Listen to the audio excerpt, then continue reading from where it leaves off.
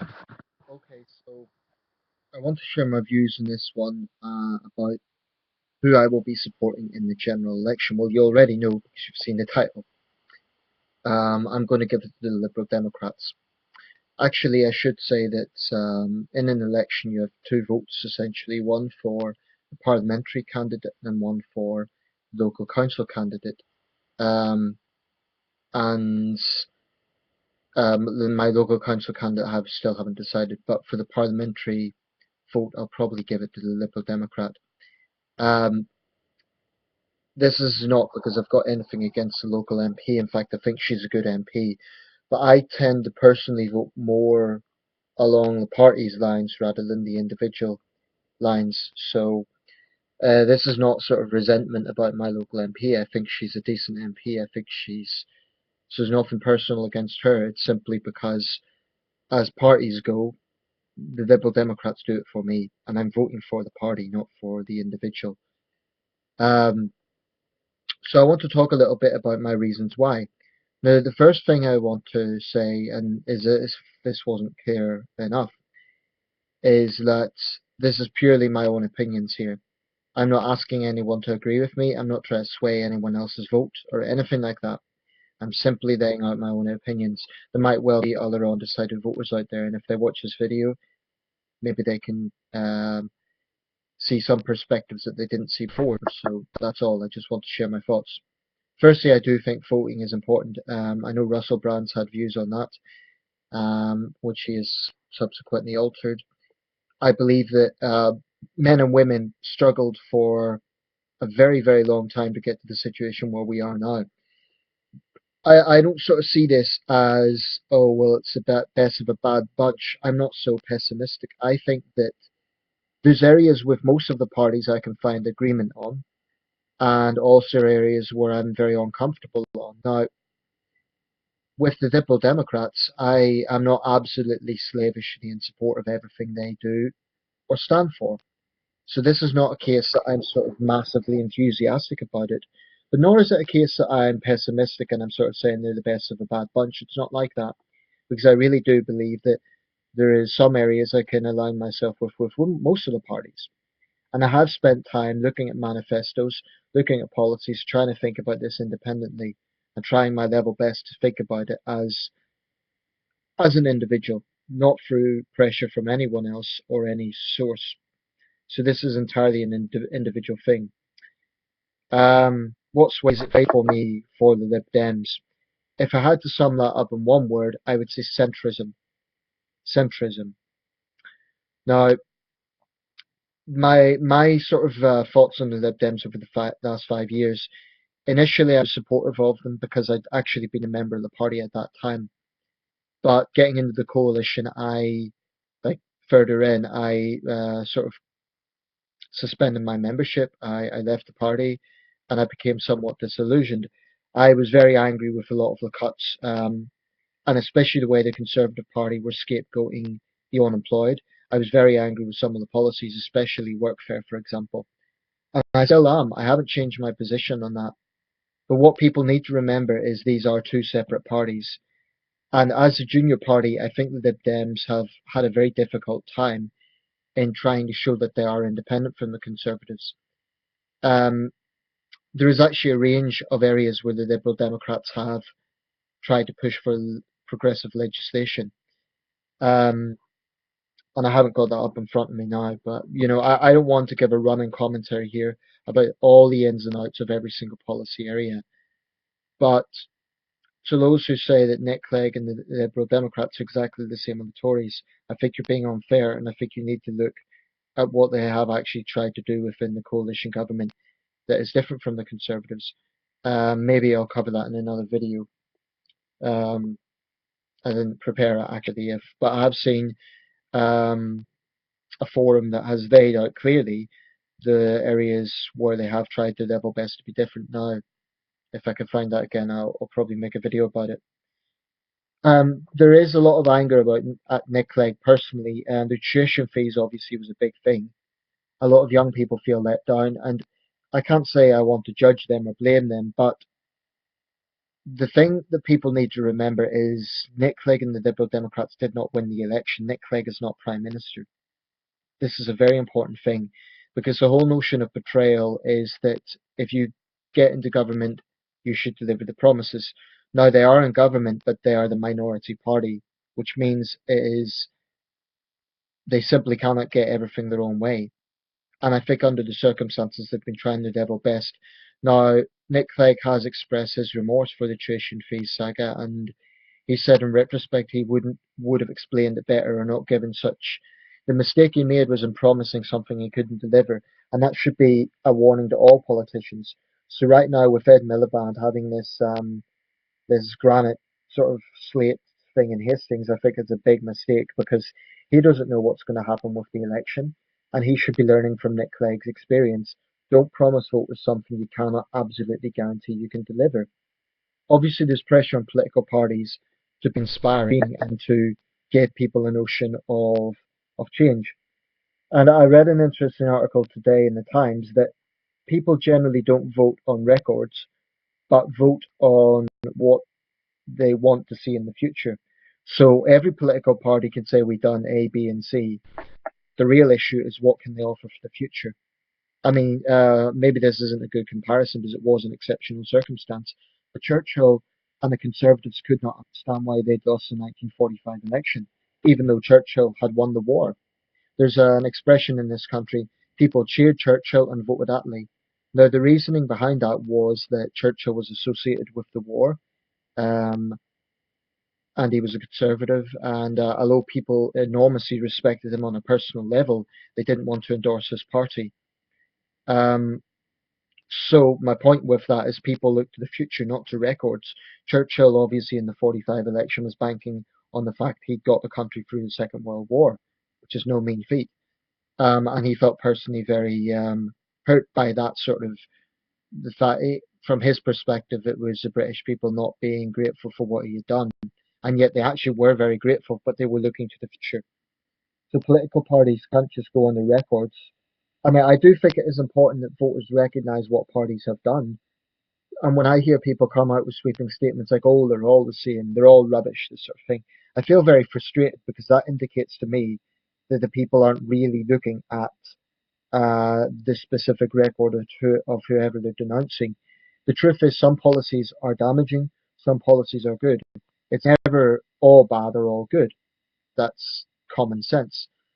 Now, when I say I'm thinking about the centrist position of the Liberal Democrats, I think to something that they said a while back, what Nick Clegg said. We're going to put our heart into a Conservative government and brains into a Labour government. The idea behind this is they're not going to spend as much as Labour because they recognise that we still are coming out of the recession, but they're not going to cut as much as the Conservatives and they're not going to be as ruthless as the Conservatives. Now, I'm not an economist. I'm not an expert on how the economy works, but that to me sounds practical. It sounds like the right approach. I also believe in a lot of social policies. They have it right. They have a reasonable attitude. There are some that believe that the Dems are far left and loony left. Actually, if you look at them honestly, they're not loony left. They're actually pretty centrist.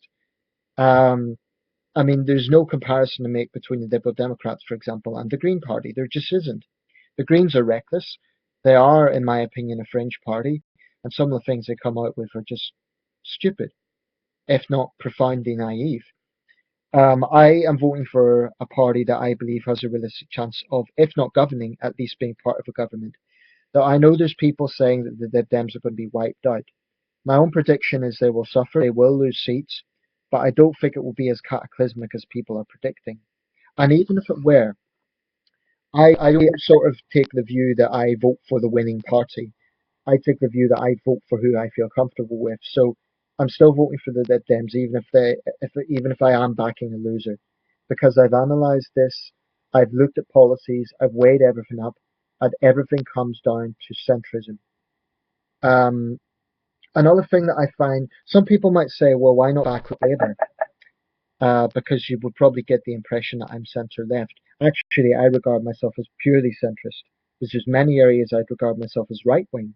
For example, on the issue of crime, I'm probably more to the right. Immigration, I'm centrist, but I would have certain right-wing views on that. I insist on integration, for example. Um, there's other areas I would be considered left-wing. My views on welfare, I don't believe they're radical. I believe workfare is an abomination and it has no place on this island. I don't think that's a radical position. I think it's basic fairness. Um, so different policy areas I have different views on, but what it all comes down to is I see myself as a centrist. Um, this does not mean I agree with every Liberal Democrat policy, and it doesn't mean I oppose every Labour policy or even every Tory policy. Um, One thing about the Lib Dems also I would point out they're a unionist party, and I do think constitutional affairs are a big issue in this election.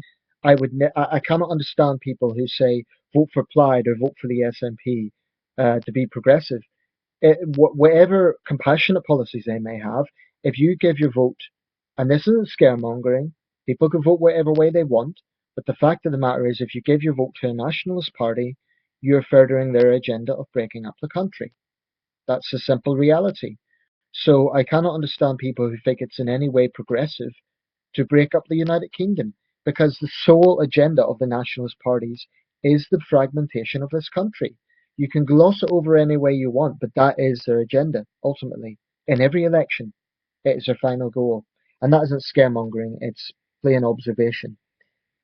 Um, so, what I dislike about Labour and the Tories, because I've said that I'm going for mainstream parties, so the natural question would be, why not Labour or Tories?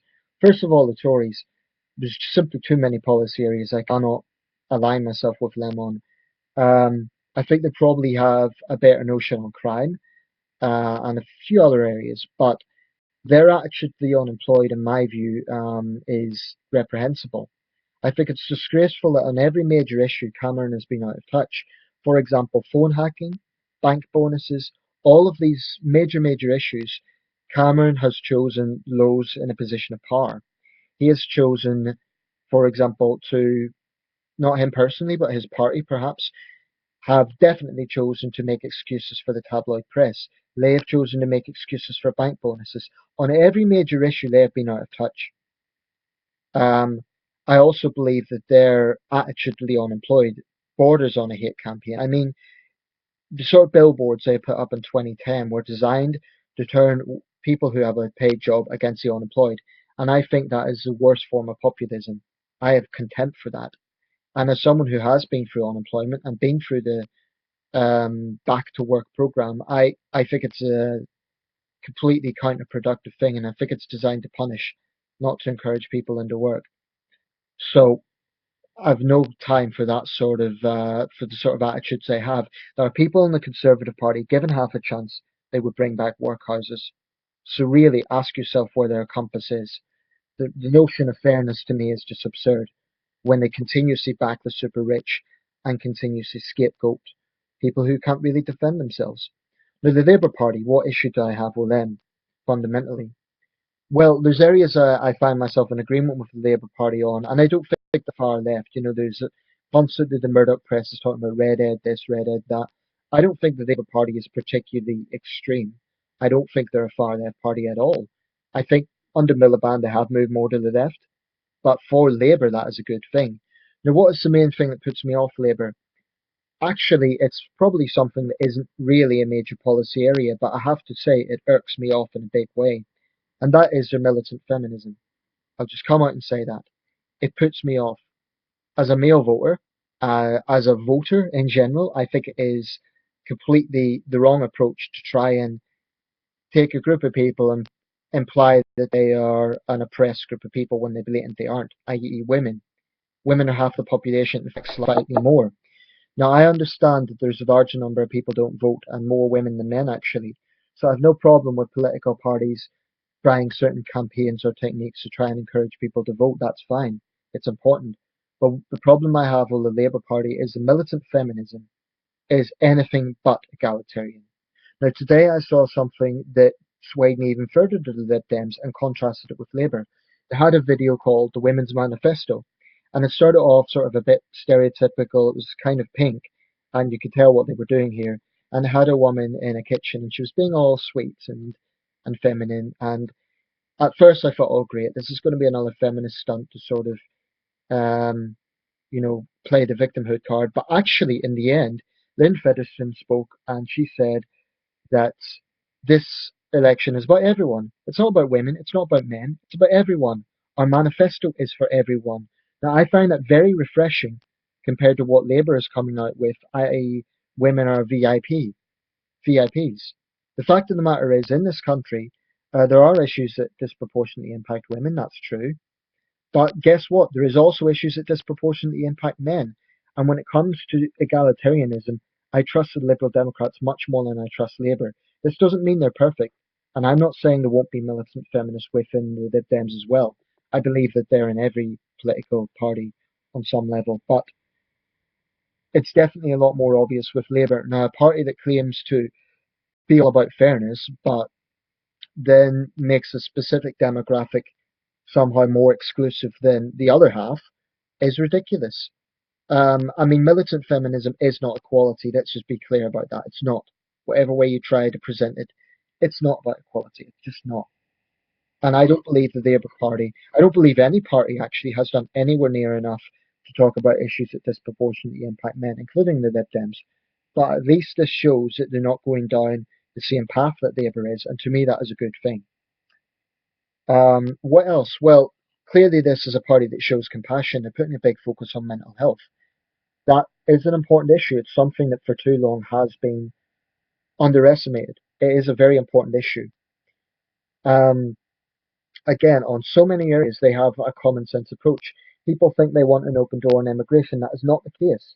They want controlled immigration, actually. And Nick Clegg has called for control gates to be brought back in. And he said that in areas where there is higher pressure on public services, there should be a lower intake of immigrants. So the idea that UKIP would have you believe that they have this open door policy is a complete distortion. Which brings me to the other parties that have got attention in this election. UKIP. I've tried to be fair and objective in my outlook on UKIP. I haven't been one of these people who've said, oh, they're horrible racists, I want nothing to do with them. I don't actually believe that. I don't believe Nigel Farage personally is a racist. His party does attract racists. He's said that he's went out of his way to try and dissuade them from joining the party. But that isn't the only issue. I believe there is a lot of things about UKIP that is reckless. I think leaving the European Union is simply reckless. It's a huge gamble, and pretty much every credible expert who says who has looked at this situation has said it would damage the United Kingdom. I mean, our international trading partners will look at this as an act of instability, given that we are part of the world's largest economic trading bloc. Now, I know UKIP says we'll continue to trade with European Union countries, but the point is there is a huge number of jobs that rely on the EU. Is the EU perfect? No, it's not. I want to see reforms in the EU. I want to see less bureaucracy. I want to see less arrogance from Brussels bureaucrats. So I completely understand why people vote UKIP. I just believe it is a huge gamble leaving the European Union. I've looked at all the arguments of both sides, and I'm more convinced that staying in is the better option. It doesn't mean that we have to be subservient. It doesn't mean that we can't fight for this nation.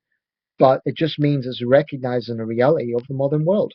Splendid isolation is not the way forward. UKIP might deny that, but that's what their position would result in.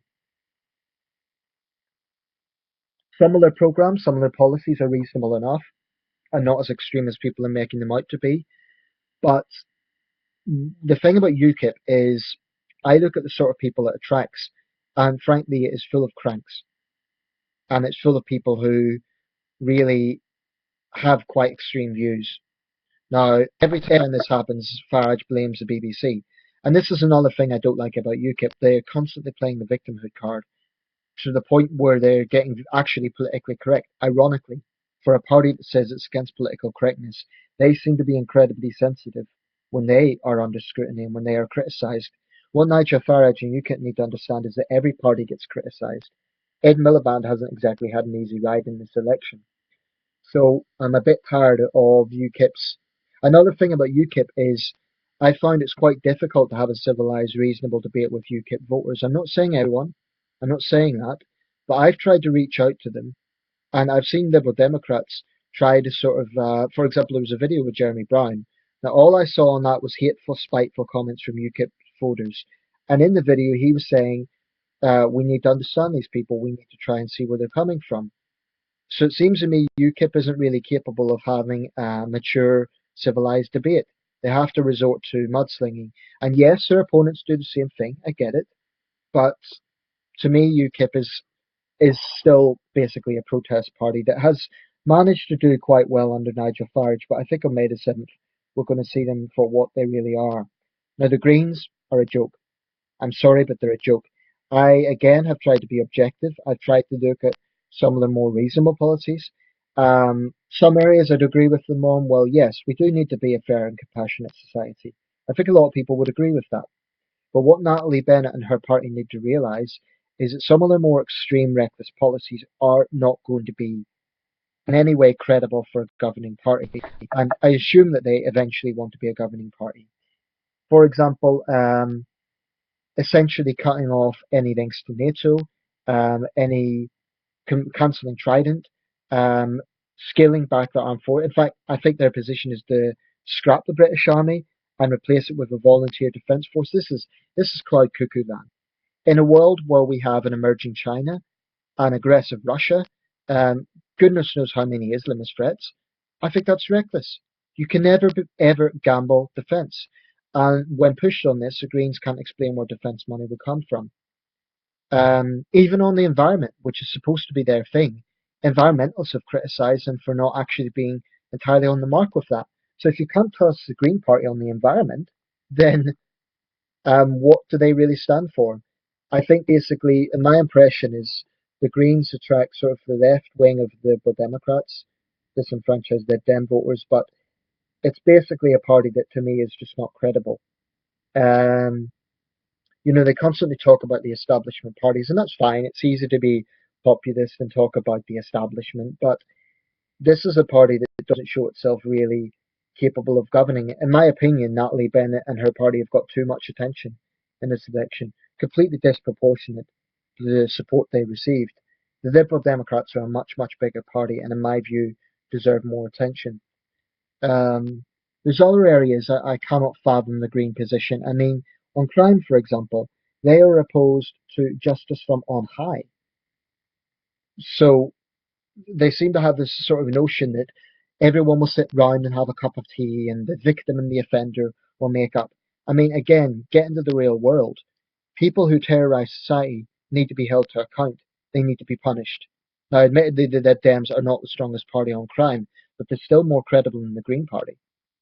If I was terrorized by a gang, they would be the last people on earth I would trust to have legislation that considers me as a victim of crime.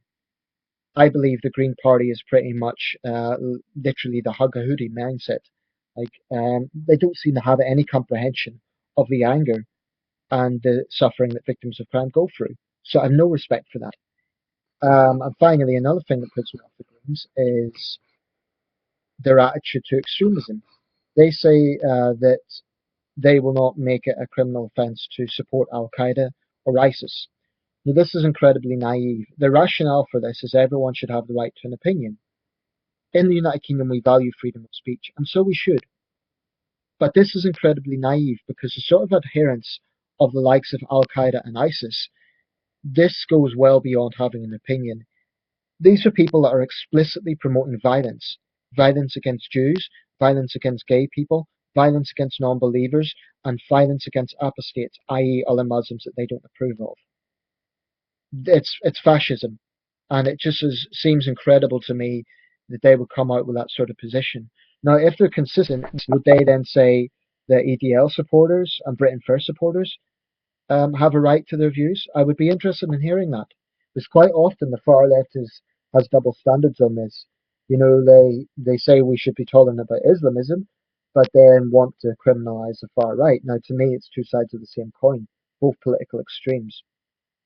It's not about free speech at all, because if you look at the mentality of people who support those ideologies, it's not simply saying we don't like what the British government's doing, we disagree, etc. These are people who are explicitly promoting and endorsing violence. and that is a red line on the free speech issue. So, with all of those things on board, having reflected on everything, I believe that a pragmatic centrist approach is the way forward. As much as I would be tempted to vote Labour through anger at the cuts and so on, and as much as I respect Ed Miliband personally, I think he's a decent man. I cannot really go that far as to support Labour, and I do not like their militant feminism. I think it's, for a party that talks about fairness, that's an oxymoron, because militant feminism is anti-fairness, it's anti-egalitarianism. If you're an egalitarian, truly, then you'll recognise third wave feminism for what it is. Now, the Liberal Democrats, in my view, are a lot more reasonable in that regard. Um, every party can still do a lot more for men's issues, but at least they're not as extreme as Labour. That's my final thoughts. So you don't have to agree with me here. You don't have to like the Lib Dems. If you want to give me counter arguments, that's fine. But I would ask you to keep it respectful because I've tried to be, well, I guess I've been outspoken at points in this video, but I also believe that Nick Clegg is a very strong leader. I think he's personally tough. He's went through enormous personal criticism, outright vitriol. I think toughness in a leader is a good thing, and he has definitely proven that. People are discounting him as an underdog. Probably they will suffer. I think if they get over 30 seats, Nick Clegg will stay leader. In my opinion, I would like him to stay leader at least for the next few years. Um, I'm not going to go through all the ins and outs of 2010 because I've spoken about this before, but I think history will show that Nick Clegg made the right choice. Thanks for watching.